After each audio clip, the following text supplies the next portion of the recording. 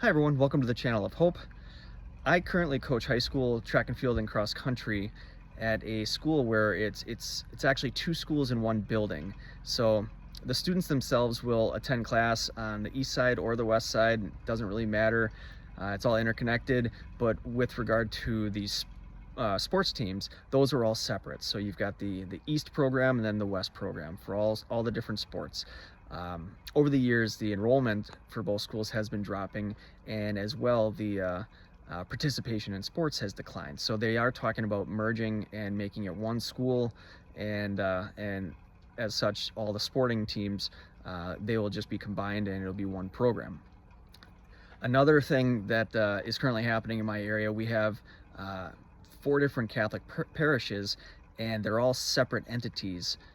So they're working on their own independently, and the diocese has decided that in the next couple of years they are going to combine all four, and you're going to have two priests for the four parishes. So they're giving us, a year or two to kind of come together, make a plan, and figure it out, or they're going to figure it out for us.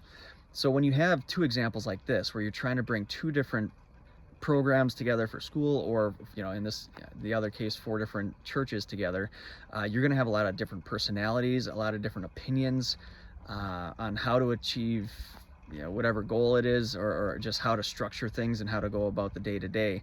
The coaching staff, they have their egos, they have their strategy, their training plan, and it doesn't always mesh well. And as well, the athletes themselves, they have to come together, and normally they're kind of competitors, rivals even. So the thing that I suggested to the athletic director and the other head coach is that we be proactive, and we bring the groups together before we actually officially merge, and let's just slowly integrate and get them familiar with working together, as well get people, the coaching staff, familiar with working together. That way we can kind of get it before the two programs officially merge.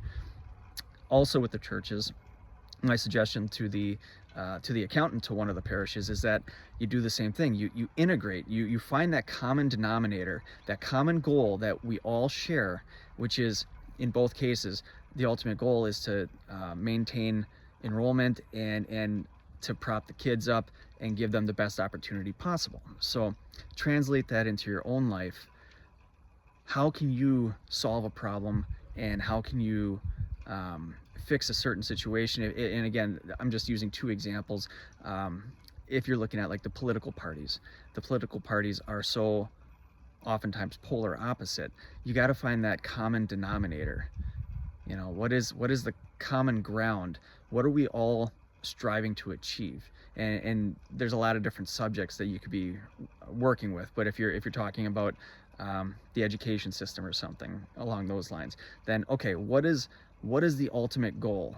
And I think at the end of the day, everyone should have a very similar ultimate goal, and that's to improve the system and make it the best it can be for the students. Because at the end of the day, it's all about the students. It's all about giving them the best opportunity that they can have to excel in life. They are the future of our country and the world. So when you start looking at it in that context, that okay, what do we all agree on, instead of just bashing each other and focusing on the things that we don't agree on, what do we agree on? And once you can find the thing that you agree on, now you can start little by little deciding what is the best approach to achieve this ultimate goal that we have. This is where it gets tricky, but you got to do it in little baby steps.